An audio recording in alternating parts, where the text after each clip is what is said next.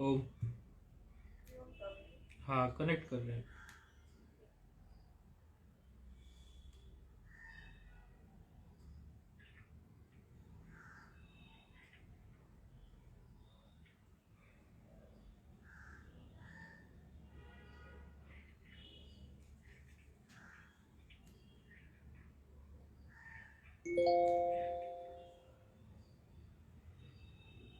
Bluetooth mode. Device paired.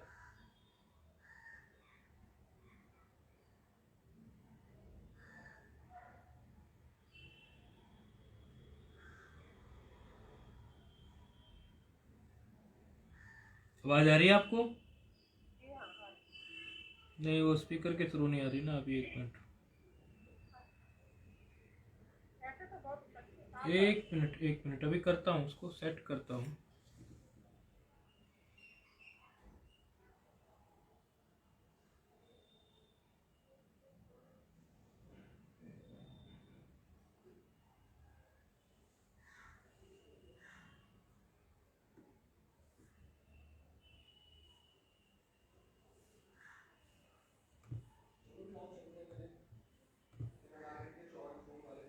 Device disconnected.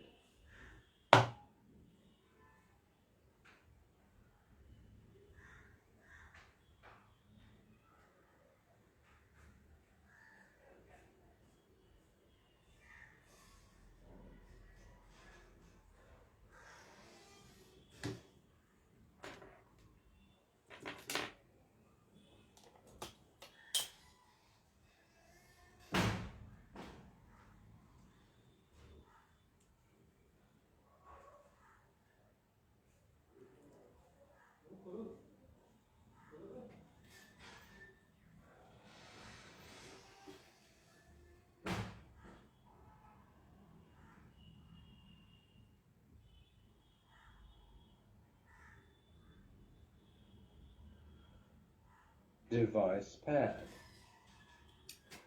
देखना आपको अभी आवाज कैसी अभी अभी आपको आवाज कैसी आ रही है? थोड़ा बोलिए आप। हाँ, अभी बस शुरू ही कर रहे हैं, तो उसी से पता चल जाएगा आपको।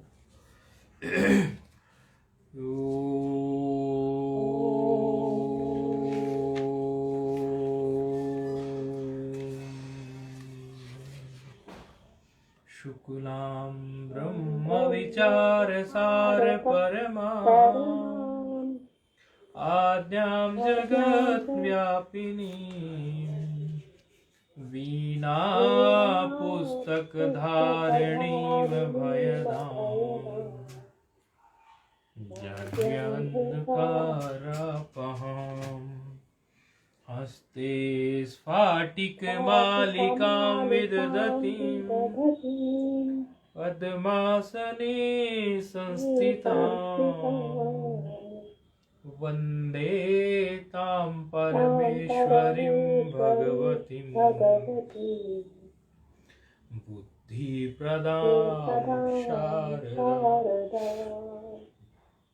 येनाक्षरसमाम्नाय अधिगम्यो महेश्वरात् कृत्स्नं व्याकरणं प्रोक्तं तस्मै पाणिनये नमः वाक्यकारं वररुचिं भाष्यकारं पतञ्जलिं पाणिनिं सूत्रकारं च प्रणतोऽस्मि मुनित्रयम् नत्वा सरस्वतीं देवीं शुद्धां गुण्यां करोम्यहम् पाणिनीयप्रवेशाय लघुसिद्धान्तकौमुदीम्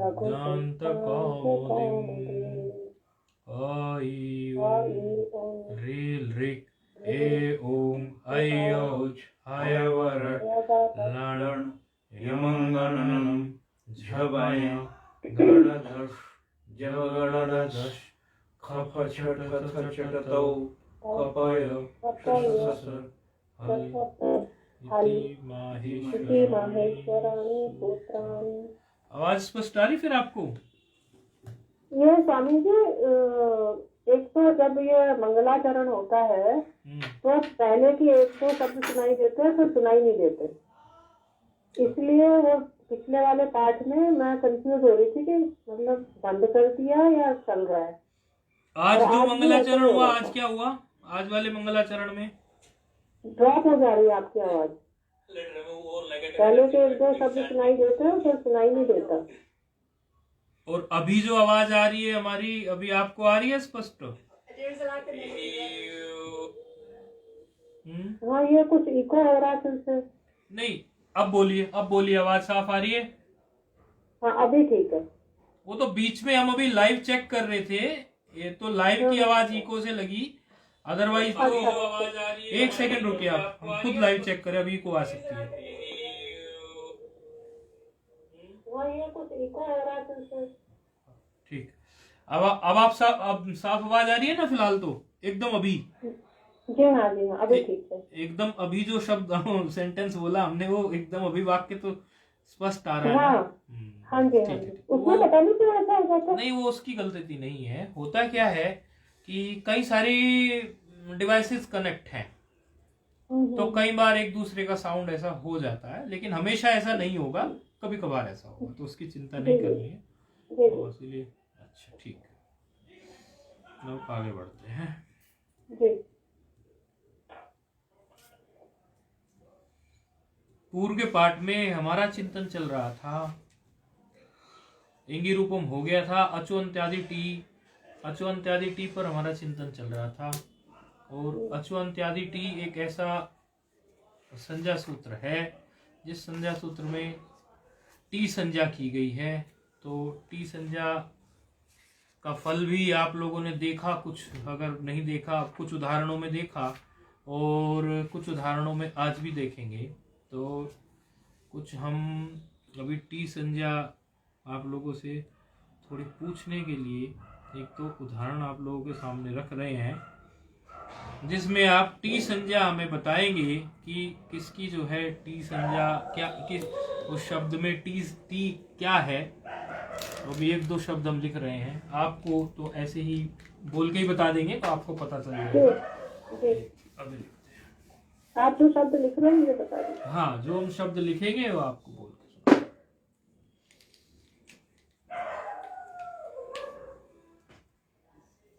अभी आपको नहीं बताना है, हम लिख रहे हैं लेकिन आपको बताना नहीं है।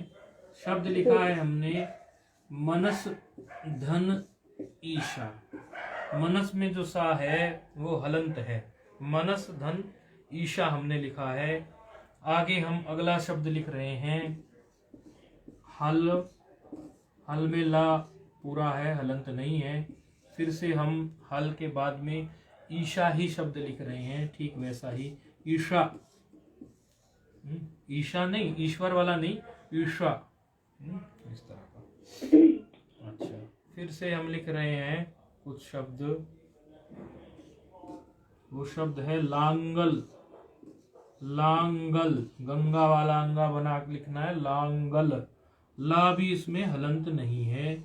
फिर लांगल धन ईशा, फिर से हम वही ईशा लिख रहे हैं। आपको बताना नहीं है, अभी जब हम पूछेंगे तब आपको बताना है। अगला हम लिख रहे हैं पतंजलि में पतत धन अंजलि। ये हमने 1 2 3 4 शब्द लिखे हैं, पांचवा भी लिख रहे हैं हम। सार, सारवद विश्वतो मुखम वाला सार। सारवद विश्वतो मुखम कहाँ आया था? बताइए, फोन वाले आप बताइए। सारवद विश्वतो मुखम, ये बात कहाँ आई थी इस प्रकार की? फोन पे जो आप हैं आप बताइए। विश्वतो मुखम ऐसा कुछ हमने बोला है पहले, ये कहाँ आई है? आया था। कहाँ आया था? मिठाई की दुकान पे आया था, या कहीं रसगुल्ले की दुकान पे आया था? कहाँ आया था? या किसी भंडारे में आया था? कहीं तो आया ही होगा।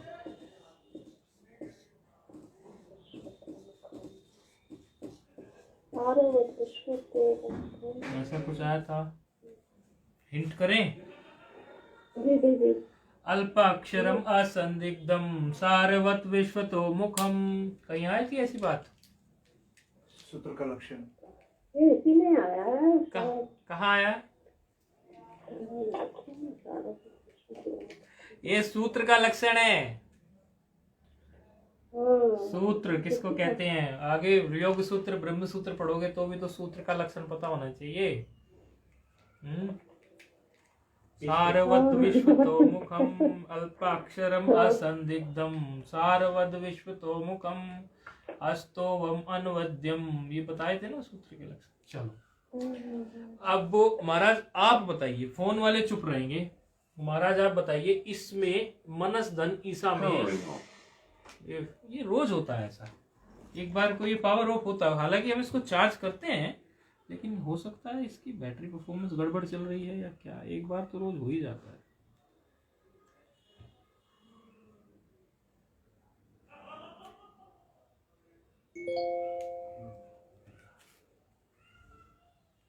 Bluetooth mode.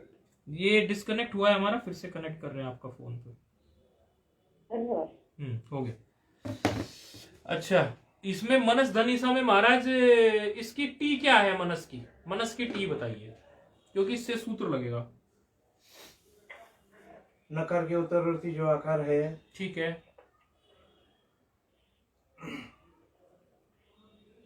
बस आप केवल इतना बता दीजिए, मनस शब्द में ये जो शब्द इतना लिखा है मानस मनस, इस मनस शब्द में टी क्या है? यदि कोई ये कहने लगे कि मनस शब्द की टी बता दो जी, इसकी टी क्या है? इसकी टी बस इतना बता दो। कुछ आ रहा है? नकार में जो आकार है, ठीक है, वही वो पूरे पद की क्या होती है? टी संज्ञा होती है। वो तो ठीक है। हाँ। सूत्र की वृत्ति तो आपको पता है, हाँ।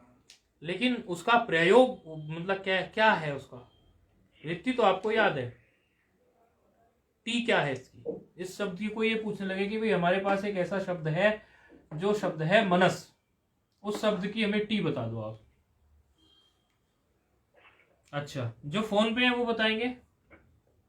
मनस की जी हाँ, स हलंत है और इसमें अर्थ है। मनस में अर्थ है। मनस में क्या है? टी अर्थ क्यों है ये भी बताइए। नकार का अर्थ जो है आकार और जो लास्ट का स है, अचों के मध्य में जो अंत है किसी ने ऑनलाइन वाले ने बोला नस है इसकी। नस क्यों होगी भाई? आप अचो इत्यादि टी की वृत्ति को पढ़िए, क्या कहा है उसमें। देखो, कोई भी बात समझानी हो ना तो वृत्ति से समझाएं हमेशा। आप भी समझ गए, लेकिन वृत्ति समझाओ। अर्थ बोला स्वामी जी? नहीं, और दूसरे वालों ने बोला, किसी ने। अच्छा, तो उनके लिए भी बोल रहा हूँ, आपके लिए भी बोल रहा हूँ। आपके लिए ये बोल रहा हूँ कि जब भी कोई बात समझानी है उसको वृत्ति का रेफरेंस लेकर ही समझाए। वृत्ति ही हमारे लिए प्रमाण है, सूत्र हमारे लिए प्रमाण है, वृत्ति हमारे लिए प्रमाण है।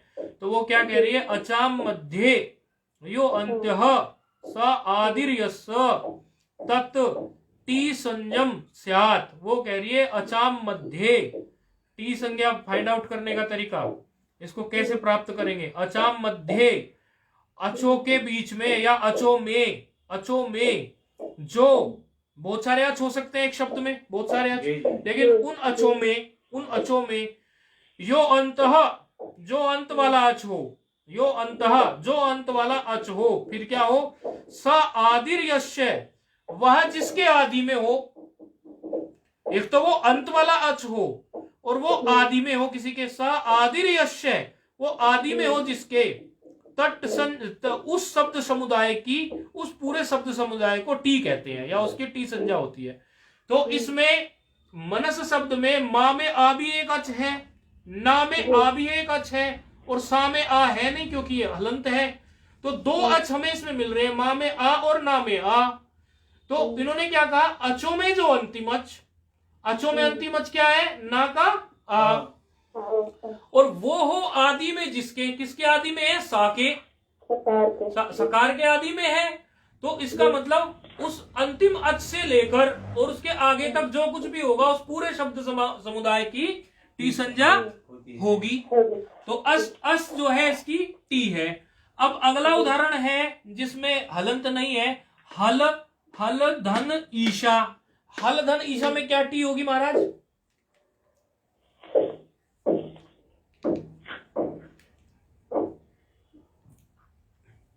वही फॉर्मूला लगाते हैं ना।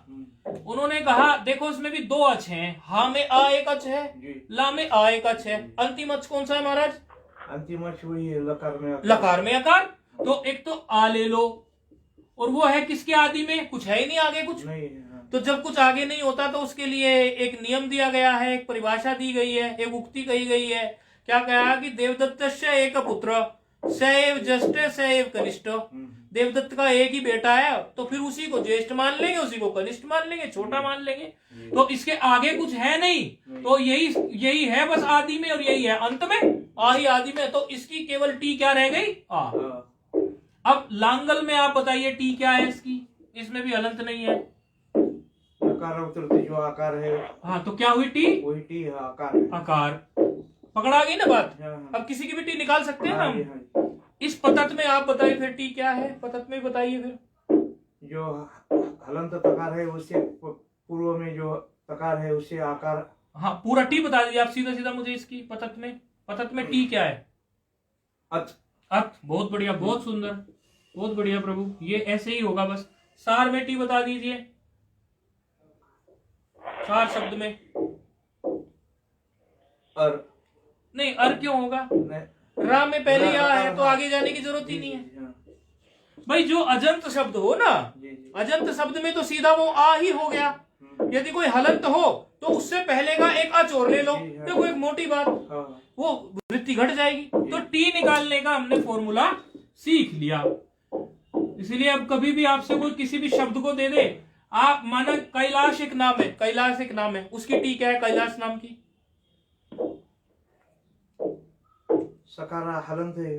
नहीं हलंत कहाँ है कैलाश में? कहाँ सकार उतरती जो आकार। हाँ तो क्या है टी उसकी? आकार ही हो गई ना। आकार ही है भाई, आकार ही हो गई। एक शब्द है सुधी, सुधी में क्या टी हो गई? इकार। इकार हो गई कि नहीं हो गई? ऋषि में क्या हो गई टी? इकार। इकार हो गई कि नहीं हो गई? बस इसी प्रकार है गुरु, गुरु में क्या हो गई टी? उकार। उकार है कि नहीं? क्योंकि आगे कुछ है नहीं, तो टी पक्की हो गई, मतलब हाँ टी पक्की हो गई। अब टी कभी भूलने वाले नहीं है, मुझे ऐसा लगता है। अच्छा, अब कुछ उदाहरण हमने इसके ले लिए थे, अचोन्त्यादि टी के कुछ रह गए थे। अचोन्त्यादि टी में एक वार्तिक पढ़ा गया था, तो वो वार्तिक जो पढ़ा गया था उस वार्तिक में क्या कहा गया था? उसने कहा था कि सकंदवादी गण है, और सकंदवादी जो गण है उन सकंदवादी गण में आपको अकासवर्ण दीर्घ को बाध करके उसको पर रूप कर देना है। सकंदवादी सुपर रूपम वाच्यम आया था कि नहीं आया था?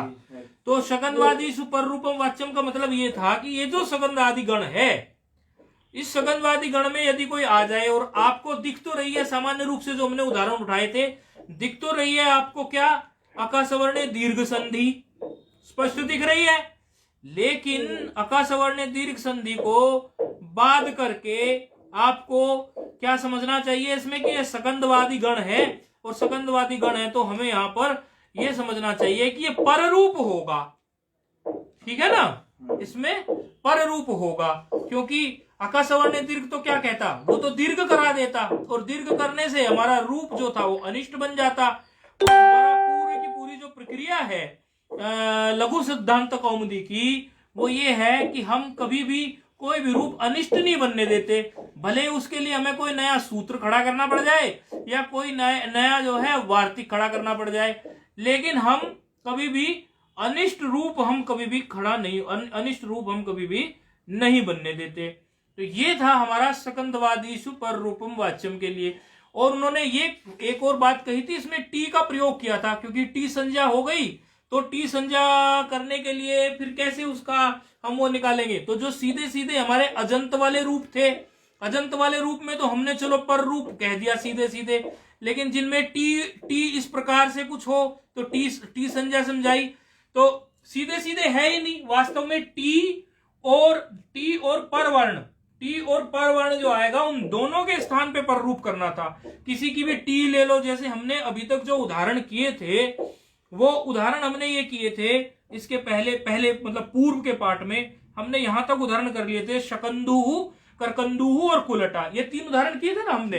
तो शकंदुहु में क्या था, शक धन अंधु, शक धन अंधु था ना, तो शक शब्द की टी क्या थी, आ, और अंधु, अंधु का पूर्व वर्ण क्या था, आ, तो इन दिनों आ के स्थान पर टी और आ के स्थान पर क्या पर रूप आ ही हो गया था, तो शकंदु हो गया। इसी तरह करकंदु में कर्क शब्द की टी क्या थी, वहां भी आ, और उधर अंधु का आ, इस तरह से वहां भी, अर्थात टी एवं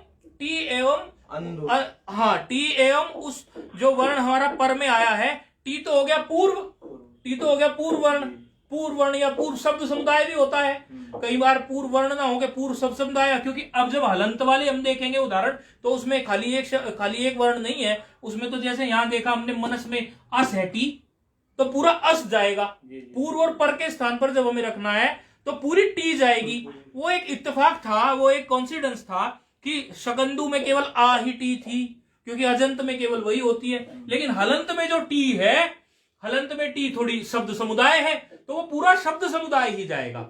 रूप बनाने के समय पर ऐसा ना हो आप केवल उसके सा को उड़ाएं और उसके आ को रहने दें, ना के आ को, तो गड़बड़ हो जाएगी। इसीलिए टी संज्ञा करनी पड़ी। टी संज्ञा से ये क्लियर हो गया कि अस में जो टी है, मनस में जो टी है अस, वो और इकार, दीर्घ इकार जो है ई, ये दोनों जाएंगे, यानी टी पूर्व है और ई जो है दीर्घ इकार वो पर है, और पूर्व और पर के स्थान पर हमें क्या करना पड़ेगा, पर रूप, क्योंकि ये क्या कह रहा है वार्तिक, पर रूप वाच्यम।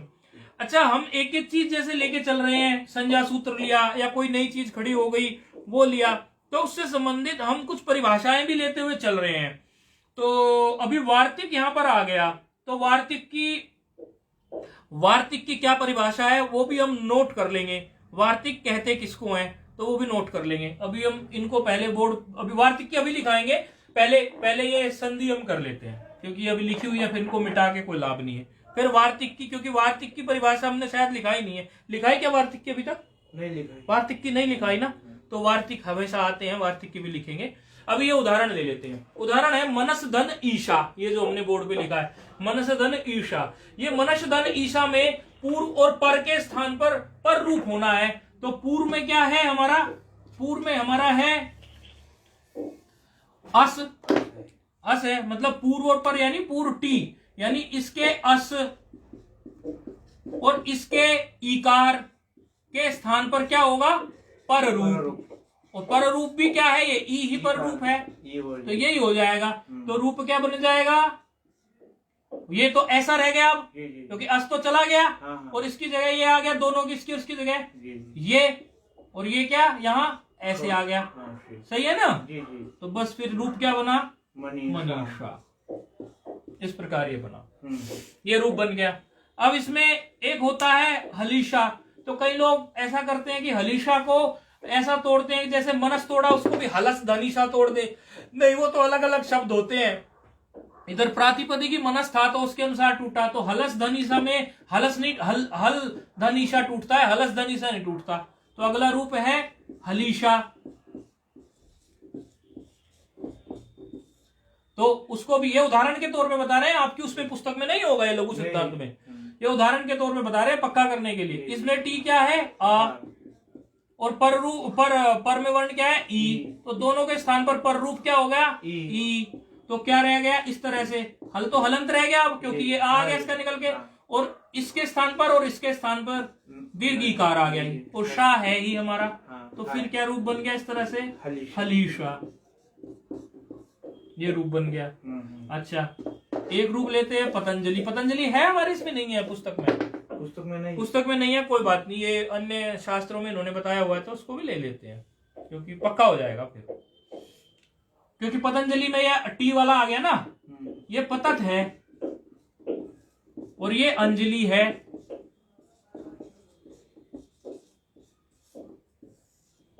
आप समझ रहे हैं ना, पतत है और अंजलि है, तो इसमें क्या है, टी अत, और इसमें पर में वर्ण क्या है, दोनों के स्थान पर क्या होगा, पर रूप। रूप क्या बन जाएगा, ये अत तो चला गया और इसकी जगह पे आ गया, तो ये पूरा हो गया, ता पूरा हो गया, क्योंकि ऐसे है ये, और इसकी जगह पे ये आ गया, पर रूप ऐसे। और नजली तो पहले ही रखा ही है एज इट इज, इस तरह हो गया, तो रूप बन गया यही जो महर्षि पतंजलि हैं उन्हीं का ये वही रूप है। ये इस तरह बन गया ये रूप इस तरह। अच्छा, अब ये बोर्ड पे से सब मिटा दिया। अब लिख लेंगे परिभाषा वार्तिक की। वार्तिक और भी इसमें उदाहरण है, 1 मिनट और उदाहरण है, पहले सारे उदाहरण कवर कर लेते हैं। पुस्तक में और उदाहरण है,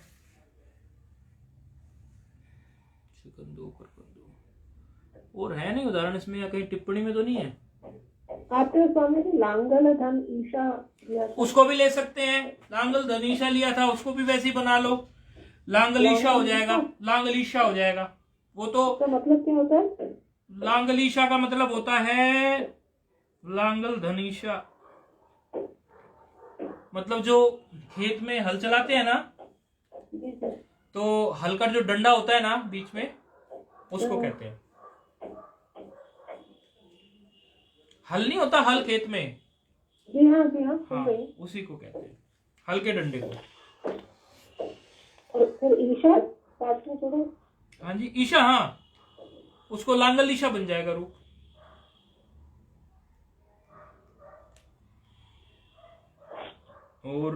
और भी कुछ लिखवाया था क्या? नहीं, सार धन फिर लिखा है तो सार, हाँ, सार धन अंग अगर लेंगे तो उसमें भी सारंग बन जाएगा। इसमें मुख्य रूप से क्या हो रहा है, ज्यादातर में अका सवर्ण दीर्घ प्राप्त होती है। यदि हलंत हो तो तब तो प्राप्त नहीं होती, जैसे पतत है उसमें तो प्राप्त नहीं होगी। लेकिन यदि कोई अजंत शब्द मिल जाता है तो अका सवर्ण दीर्घ प्राप्त होती है। तो एक तरह से ये अका सवर्ण दीर्घ को ना होने देता है, ये जो है उसको काट के क्या कहता है, पर रूप वाच्यम कह देता है। तो सार धन अंग में भी अका सवर्ण दीर्घ है, सारांग हो जाता, लेकिन बनता क्या है रूप, सारंग। उसका क्या, ये हिरण के लिए होता है, हिरण इत्यादि के लिए। और इन्होंने ये बात भी स्पष्ट की है, यदि इसका अर्थ हिरण निकलता हो, चातक इत्यादि हिरण इत्यादि निकलता हो सारंग का, उस केस में ये आपको पर रूप संधि समझना है। ये यदि इसका कहीं सारंग का मतलब कुछ और निकलता हो तो आप इसको नहीं समझना है। ये इस प्रकार है, बोर्ड वालों को के लिए लिख रहा हूं, जो बोर्ड पे देखते हैं। सार अंग तो अका सवर्ण प्राप्त है, लेकिन हमें पर रूप वाच्यम करना है। पर रूप वाच्यम के हिसाब से इसकी टी आ है और ये आ है, तो दोनों के स्थान पर रूप आ हो गया।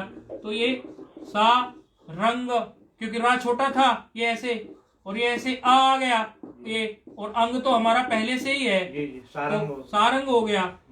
इसका अर्थ जो इन्होंने कहा वो ये कहा कि इसका अर्थ यदि इसका अर्थ चातक या हिरण इत्यादि हो तो इसको समझना चाहिए हमें। सारंग का अर्थ जो है यदि हिरण इत्यादि हो तभी इसको हमें सकंदवादी में इसको मानना चाहिए पाठ इसका। यदि कहीं इसका अर्थ कुछ और निकल आया तो फिर आपको इसका वो नहीं समझना है। तो ये इस तरह से चलता है। एक और इन्होंने इसी प्रकार का शब्द दिया हुआ है जो अर्थ को लेकर कुछ विशेष बात कर रहा है, वो इन्होंने दिया हुआ है सीमंत। तो वो भी ले लेते हैं, जब इस तरह का शब्द आ ही गया। मतलब ये लघु में नहीं है, अन्य शास्त्र में है। सीम धन अंत है, तो इन्होंने क्या कहा कि अगर इसमें अका सवर्ण दीर्घ लगाओगे तो सीमांत हो जाएगा। जी जी, सीमांत हो जाएगा कि नहीं? दीर्घ हो जाएगा। लेकिन अगर आपको अका सवर्ण दीर्घ लगा के इसमें पर रूप वाच्यम करना है, अर्थात पर रूप ही रखना है, आ नहीं होने देना है, तो रूप क्या बनेगा? सीमंत। सीमंत। लेकिन ये सीमंत कब? जब इस सीमंत का मतलब होता हो जो स्त्रियां मांग बीच में रखती हैं, केश के बीच में जो एक लकीर सी खींच लेती है, बालों को दोनों तरफ करके अपने सुहाग इत्यादि के लिए कई जगह विधान होता है कि सिंदूर लगाती हैं बीच में, वो केश के बीच में से वो निकालती है एक लकीर सी। तो जब वो इसका अर्थ हो सीमंत का, केश के बीच में जो एक लकीर होती है, केश के बीच में जो एक पंक्ति सी बनाती है, जब वह इसका अर्थ होगा सीमंत का, तो तब ये पर रूप वाच्यम समझना चाहिए। केवल उस केस में इसको पर रूप वाच्यम समझना चाहिए, अर्थात पर रूप होगा। यदि यही सीमांत यानी दो देशों की सीमा हो, दो खेत की सीमा हो, दो क्षेत्र की सीमा हो, उस अर्थ में अगर सीमांत कहने लगे कि हाँ इसकी सीमा का अंत हुआ, सीमांत, वहां उस केस में वो यानी संधि दोनों एक ही प्रकार के दी हुई है। आपको समझ लो अंतर कैसे करना है। आपके सामने तो उन्होंने सामान्य रूप से ये लिख दिया सीम धन अंत, और उन्होंने कहा कि ये भाई सीम धन अंत का जो अर्थ है ना, इसका अर्थ है केश के बीच में निकलने वाली जो पंक्ति है, तो तब तो करना है आपको पर रूप वाच्यम, यानी उस केस में आपको इसका जो रूप बनाना है। अगर केस के बीच में वो मांग जिसको बोलते हैं कई जगह, तो ये केस के बीच में जब पंक्ति है तब तो इसमें पर रूप वाच्यम के ढंग से इसका रूप बना देना है। और यदि वो ये कहने लगे ये संधि देकर कि इसको ये तो हमारी वो सीमा का जो अंत होता है वो वाली चीज है, तो तब आपको कहना है जी ठीक है, फिर ये रूप बनेगा सीमांत। ये अकसवर्ण ने दीर्घ यहां पर लगाया, तो ये थोड़ा सा ध्यान देने की बात इसमें इन्होंने ग्रंथकार ने एक दो शास्त्र में इस प्रकार बातें उठाई है। तो ये हो गई सीमांत जी। इसमें जो ये बताया है कि शकंदु आदिशु गणों में पर रूप वाच्यम होगा जी, हाँ। तो और इसमें उदाहरण दिए हैं शकंदु, करकंदु, मनीषा, और आपने और भी दिए हैं सारंग, सीमंत। इसमें शकंदु गण का शब्द कौन सा है, मतलब अब ये बात आगे आ रही है, बहुत सुंदर बात है ये, और बहुत बार आएगी ये शास्त्र में बात, इसमें बहुत बार आएगी ये शास्त्र में बात। अब अगला वार्तिक हम वही पढ़ने जा रहे हैं। अगला वार्तिक जो है इसमें अवार्तिक नहीं है, अगली पंक्ति वही पढ़ने जा रहे हैं। उसके पहले आप वार्तिक का लक्षण लिख लो, ये प्रश्न का उत्तर हम अभी दे देंगे वार्तिक के लक्षण के बाद। ये बहुत सुंदर है, क्योंकि बार बार जब वेदांत पाठ इत्यादि करते हैं कई जगह मिल जाता है, वहां तो कहीं शकंदु नहीं है, लेकिन फिर भी हो गया, वो उत्तर अभी दे देंगे हम। वार्तिक का लक्षण लिख रहे हैं, उक्त अनुयुक्त, उक्त अनुक्त दुरुक्ता नाम, उक्त अनुक्त, उक्त अनुक्त दुरुक्ता नाम, उक्त अनुक्त दुरुक्ता नाम, उक्ता, उक्त अनुरुक्त, उक्तानु, उक्तानुक्त दुरुक्ता नाम, उक्ता अनुक्त लिखा होगा आपने पहले भी कभी। हाँ कंठस्थ है वो, उक्तानुक्ता दुरुक्ता नाम। हाँ आपने पहले लिखा हुआ है। हाँ तो ठीक है फिर। उक्त अनुक्त दुरुक्ता नाम,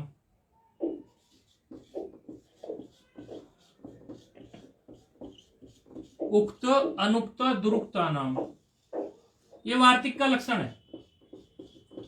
वार्तिक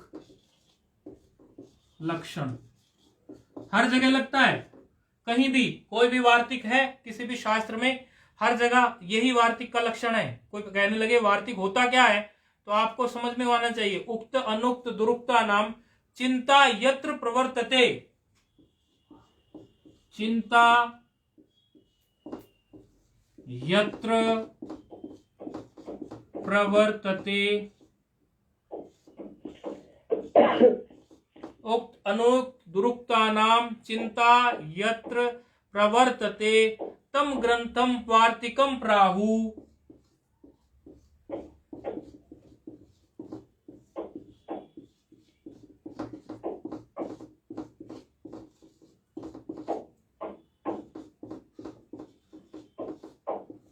तम ग्रंथम वार्तिकम प्राहु, प्राहु विसर्ग है, प्राहु है, वार्तिक जा या उसमें विसर्ग है।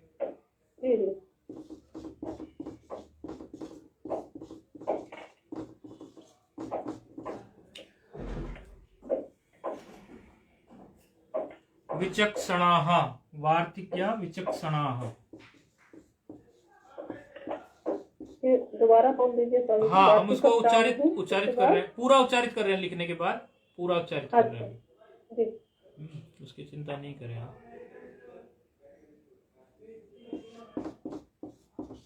ये है उक्तानुक्त, उक्तानुक्त, उक्तानुक्त, उक्ता दीर्घ है, ता दीर्घ है, उक्तानुक्त दुरुक्ता नाम चिंता यत्र प्रवर्तते तम ग्रंथम वार्तिकम प्राहु, विसर्ग है प्राहु, प्राहु वार्तिक जा, वार्तिक जा, वार्तिक और ज्ञान, ज्ञान ज्ञान वाला जा, वार्तिक और वार्तिक के साथ ही जुड़ा हुआ है जा, ज्ञान वाला जा, वार्तिक जा, वार्तिक जा जुड़ा हुआ है, वार्तिक जा विचक्षणाः, विचक्षणाः, ये लक्षण है वार्तिक का, याद कर लेंगे।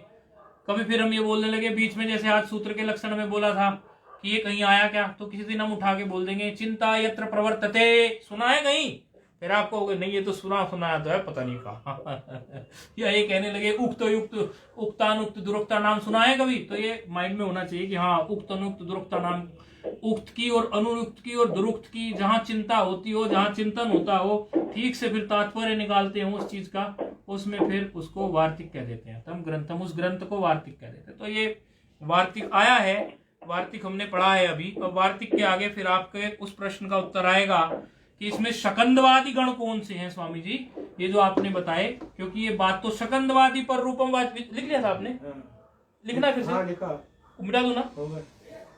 तो ये सकंदवादी गण आपने क्यों बोल दिया स्वामी जी, ये कितने हैं सकंदवादी में, हमें पता तो होना चाहिए सकंदवादी के लिए। तो आगे की पंक्ति जो है शास्त्र में वो है मनीषा रूप बन गया, शकंदुहु बन गया, करकंदुहु बन गया, आगे की पंक्ति वही है आकृति गणोयम।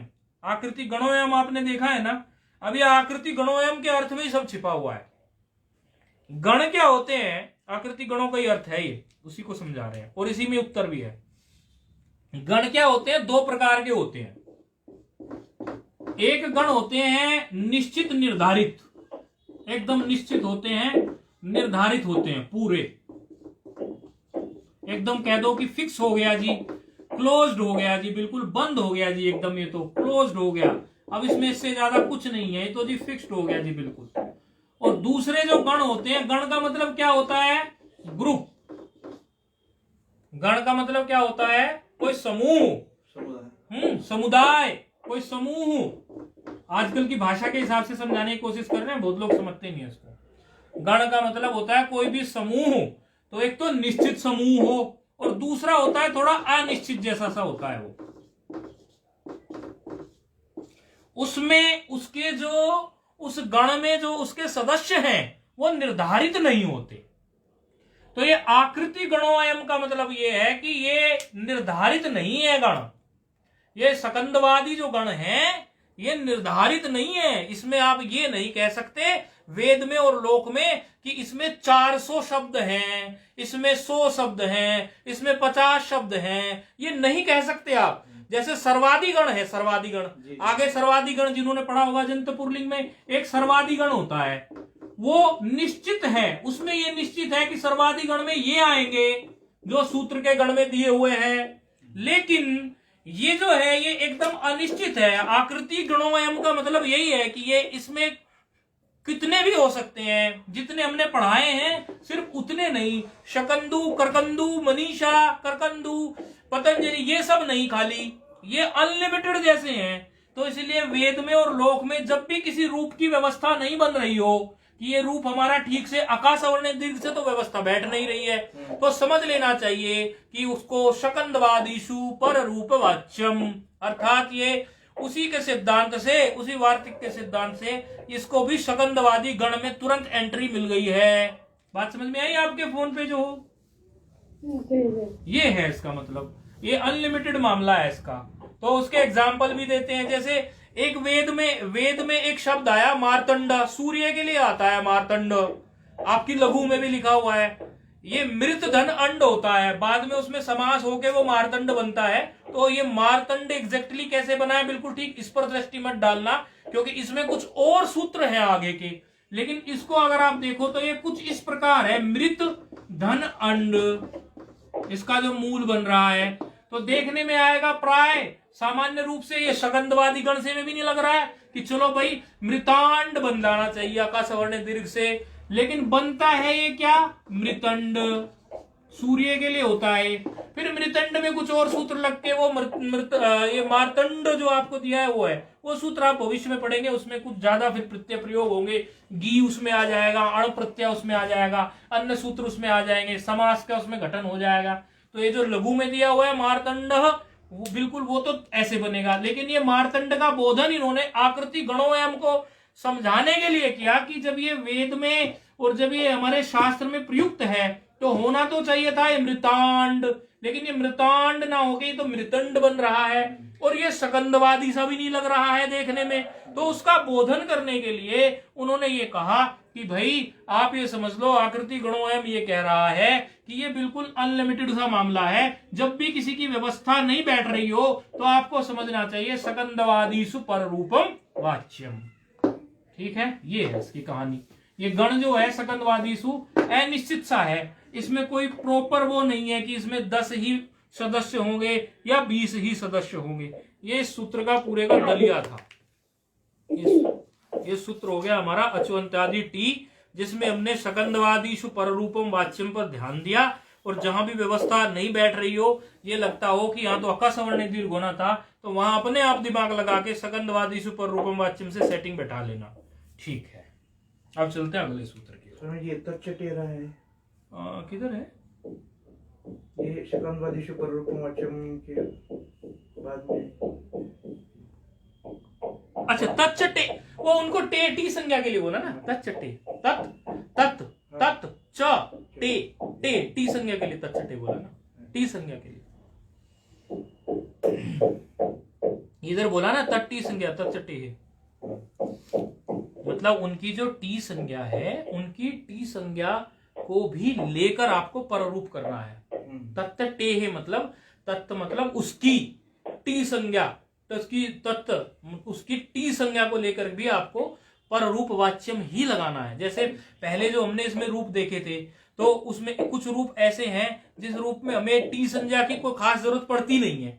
टी संज्ञा की हल ईशा कह दोगे पररूप हो गया, लेकिन क्या पतत में बिना टी को समझे कर दोगे? नहीं कर सकते, तो उसकी टी को लेकर उन्होंने तच्चटे बोला। अच्छा, अगले सूत्र में चलते हैं।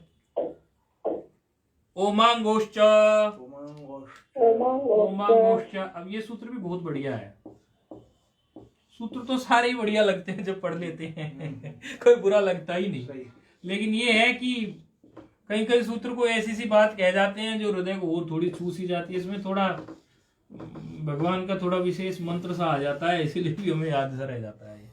क्योंकि जब हम ये सूत्र पढ़ रहे थे तब हमें याद आया, अरे इसमें तो मंत्र है, तो इसमें थोड़ा मंत्र आ जाता है, इस वजह से भी हमें थोड़ा ऐसा लगता है ये सूत्र और बढ़िया है।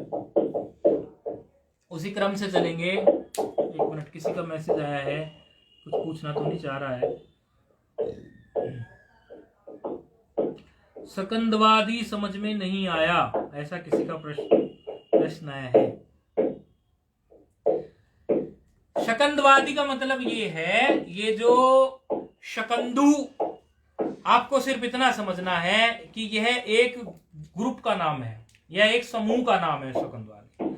जैसे किसी को ये कहने लगे कि ये सब लांबा है, लांबा कहते ये समझना चाहिए कि इसमें जिन जिन का टाइटल नेम लांबा होगा ये सब लांबा है, ये देशमाने हैं, ये तेंदुलकर हैं, तो तेंदुलकर जिनका टाइटल है, तेंदुलकर जिनका सरनेम है, उस सब सरनेम के लोग उस ग्रुप में होंगे कि नहीं होंगे।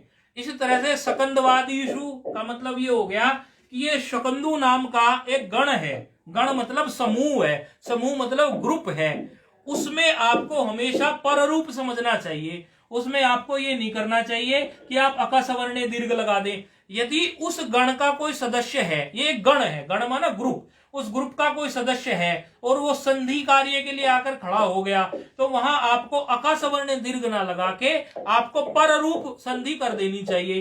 तो ये वो कहना चाह रहे हैं। फिर बाद में उन्होंने ये कहा शकंदवादी के लिए कि आप ऐसा ना समझना कि शकंदवादी जो हैं उसमें शकंदु और करकंदु यही केवल आ रहे हैं। आपको देखने में जो लग रहा है श का ऐसे नाम से मिल से रहे हैं, शकंदु है, ये रूप ही मिल रहा है, इनको ही मत समझना आप।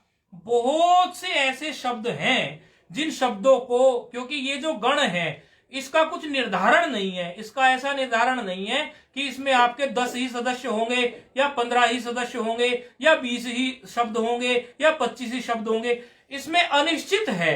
तो उसको आपको ये समझना चाहिए, जब भी कोई व्यवस्था नहीं बैठ रही हो तो आपको समझ लेना चाहिए कि इसमें पररूप हुआ है।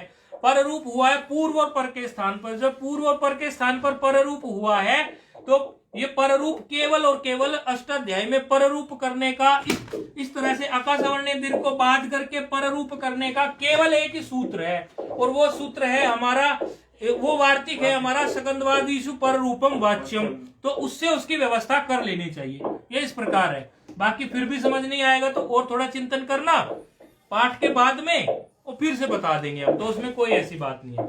अब चलते हैं ओमांगोष्ठ सूत्र की तरफ में।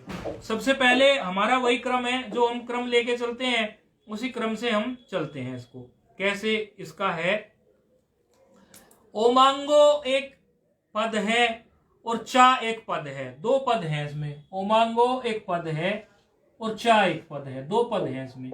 ओमांगो हो, ऐसे ओमांगो हो एक पद है, लिख देते हैं अलग से। ये आपके तरफ कुछ काम चल रहा है, थोड़ा आवाज आ रही है या कहीं और से बीच से आ रही है? ये अव्यय पद है, उनका काम चल रहा है। ठीक है। ये एक पद है सप्तमी दो वचन, सप्तमी द्विवचन है ना, ये एक पद है। और चा एक अव्यय पद है। ये सूत्र की वृत्ति, सूत्र का ही विच्छेद है, बाकी वृत्ति की तरफ तो अब चलेगी।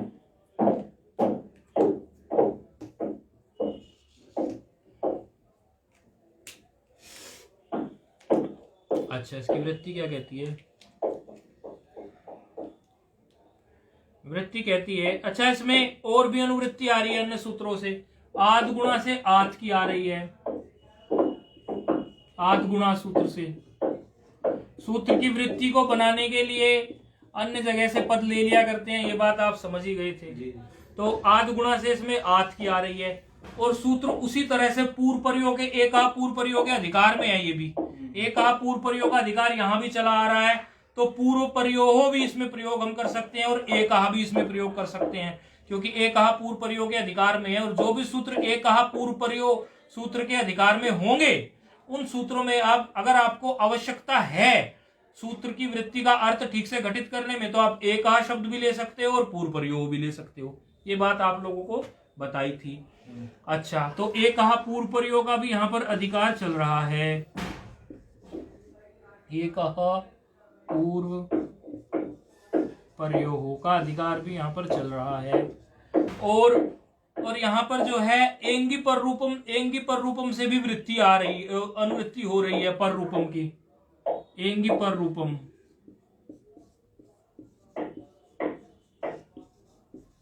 स्वामी जी ये बात समझ नहीं आई। बताइए कौन सी बात? ये जो आपने ये बताया कि पररूप का आदेश भी चल रहा है और पूर्व पर का भी, दोनों। एक पूर्व प्रयोग एक अधिकार सूत्र है अष्टाध्यायी में। एक पूर्व प्रयोग के अधिकार में बहुत सारे सूत्र आते हैं, तो जब जरूरत हमें पड़ती है तो वो उसके अधिकार में जो भी सूत्र आया उसमें हम एक शब्द का प्रयोग कर सकते हैं और पूर्व प्रयोग शब्द का प्रयोग कर सकते हैं। और एंगी पर रूपम से पर रूपम भी एक हमारी अनुवृत्ति मिल रही है हमें। आपका प्रश्न क्या है? मेरा ये है कि आप ये बता रहे हैं कि इसमें दोनों आदेश हो सकते हैं, ऐसा बोला क्या? नहीं, ऐसा आदेश नहीं बोला। अभी तो सिर्फ अभी हमने सूत्र का कार्य कहा ही नहीं, हमने तो विधान कुछ किया ही नहीं। हमने तो सिर्फ और सिर्फ ये बताया है कि इसमें किस किस से अनुवृत्ति आ रही है। अनुवृत्ति, हाँ, अभी विधान की कोई बात नहीं हुई। वो तो विधान तो जब वृत्ति पूरी बन जाएगी तब कुछ पढ़ेंगे ना। अभी तो वृत्ति बनाने से पहले उसमें क्या क्या पद जोड़कर वृत्ति बनती है उसको समझाना जरूरी होता है ना। नहीं तो ये लगता है कि वृत्ति में नए नए पद कहां से आ गए, तो फिर वो कॉन्सेप्ट लगाना पड़ता है ना कि सूत्रेषु अदृष्टम पदम। तो लेकिन देखना तो पड़ेगा अदृष्ट पद भी आए किस किस सूत्र से उठ के। तो एक आत नाम की चीज आएगी, वो आधगुणा से आएगी। और एक पूर्व प्रयोग का एकम और पूर्व प्रयोग आएगा तो वो एक पूर्व प्रयोग से उठ के आएगा। और पर रूपम यदि हम इस सूत्र में कहेंगे तो वो पर रूपम उठ के आया है एंगी पर रूपम से। ये सब उधार ले लिया हमने वहां से अर्थ घटित करने के लिए। बस ये बताया हमने, अभी इससे आगे कुछ नहीं बताया। ठीक है, अब इस पे चलते हैं हम सूत्र का अर्थ घटित करने के लिए। वो कह रहे हैं वृत्ति में ओमी आंगी चात परे, ओमी आंगी चात परे मतलब च अत परे।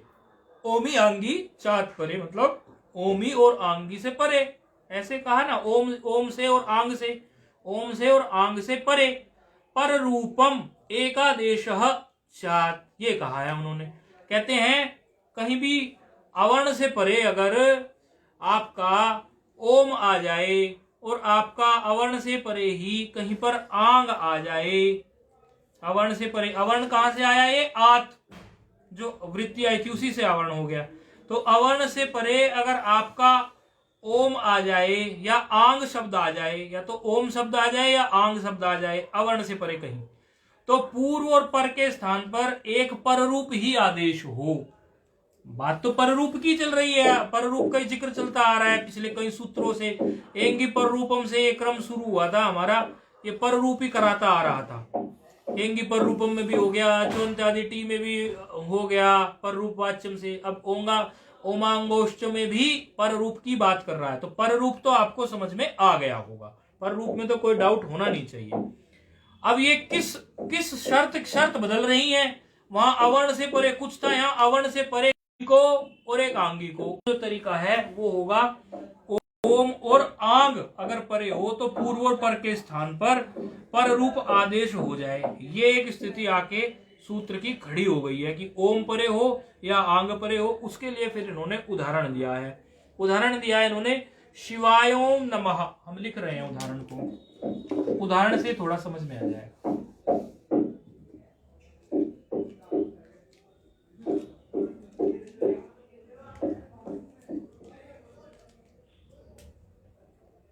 शिवायो,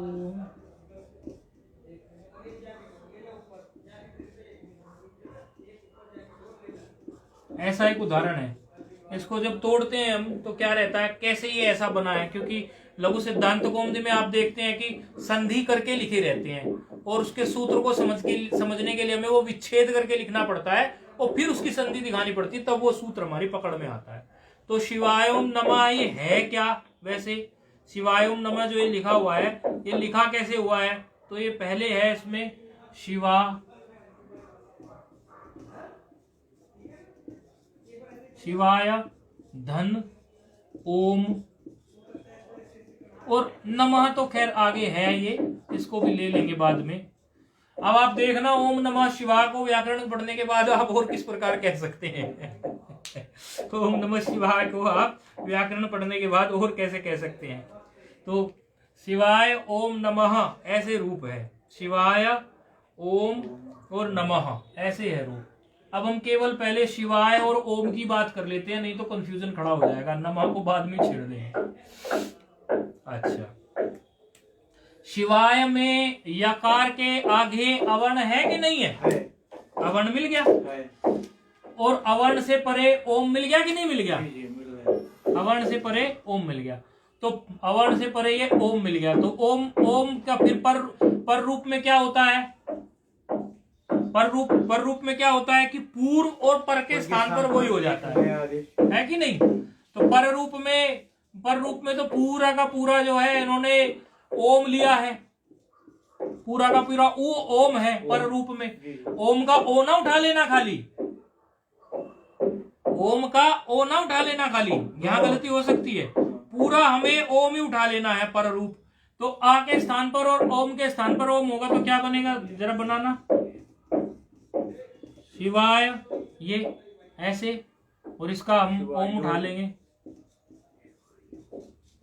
ओम उठाना है ना पूरा, नमा को भी रहने दो। तो रूप क्या बनेगा, शिवायो,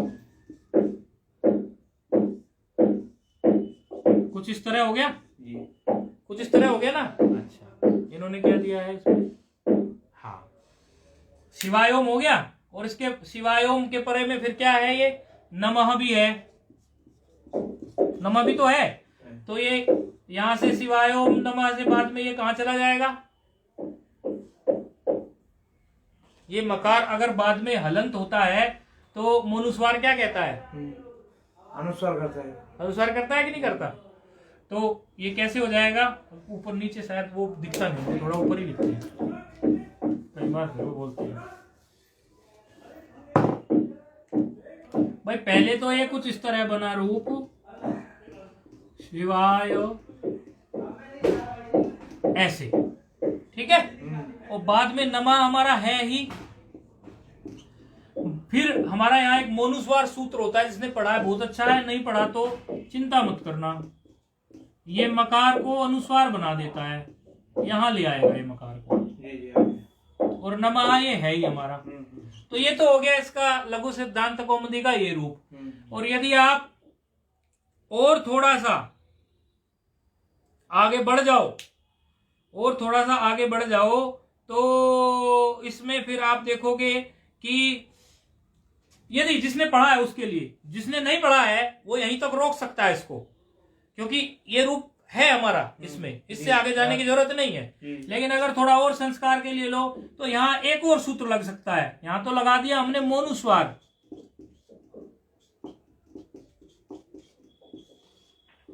मोनू का सुअर नहीं है, ये मोनुस्वार है। शिवाय नमः ये जो है यहाँ पर और क्या कर सकते हैं, वा पदांत से एक सूत्र और लगता है, वो अनुस्वार को फिर और नीचे ले आएगा उठा के। वो कैसे ले आएगा, परस्वर्ण के हिसाब से, अनुस्वार से ही परस्वर्ण के हिसाब से वो और से नीचे ले आएगा। यो ये इसको फिर वो और नकार बना देगा। देखो ये रूप ऐसे बन जाएगा। कौन सा सूत्र से स्वामी जी? वा पदांत से मकार को अनुस्वार हुआ पहले, ठीक है।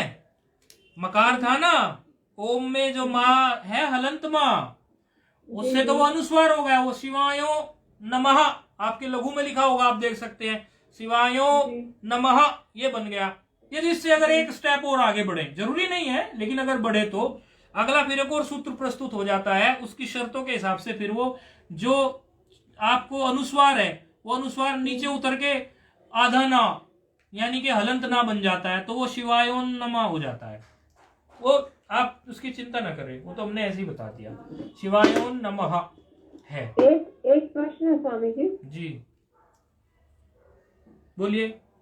अरे बोलिए। जो हाँ जी, ये शिवाय ओम जो शब्द हैं दो जी, इसमें शिवाय का आकार भी है जी, और ओम का ओ है। ओम का ओम है, हाँ ओम ही है, ओम का ओ ले लो आप चाहे।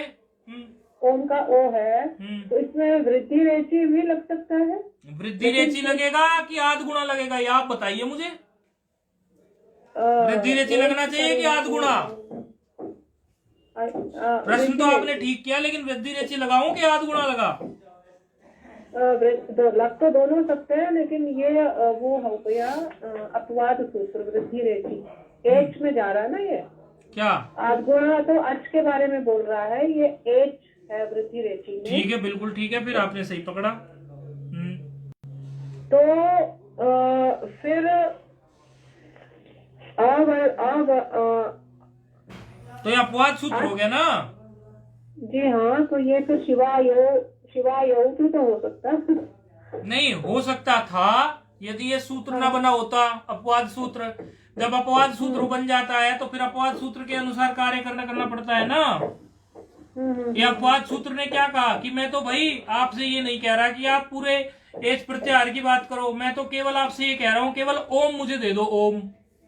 इन्होंने इस शब्द को लेकर ही बना दिया सूत्र, तो इस शब्द में तो इनकी मोनोपोली चलेगी कि नहीं चलेगी भाई?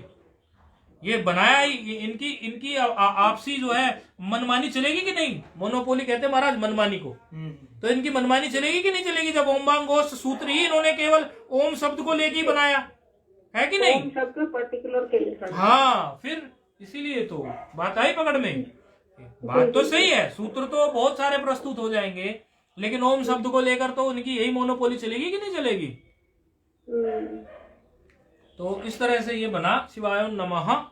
और बाकी कल देखते हैं, अभी हो गया, समय भी हो गया, और आगे जो है उसमें थोड़ा शास्त्रार्थ है, जो आगे शिव ए ही है ना, उसमें अंतादिवच्च लगेगा, और वो फिर पूरा क्रम न टूट जाए। तो मिनट भी एक ही बची है, तो कुछ कर भी नहीं सकते, तो वो कल ही उठाएंगे।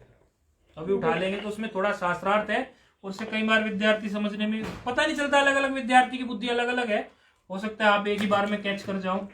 बाकी यहाँ अभी ओम अगर कहीं आ जाए, अवर्ण से परे, तो ओम केवल ओम शब्द के लिए, तो वो इसी तरह उसको हमें करना है, पर रूप ही करना है, उसमें हमें विधि इत्यादि या अन्य सूत्र आपको लगे वो नहीं लगाने हैं।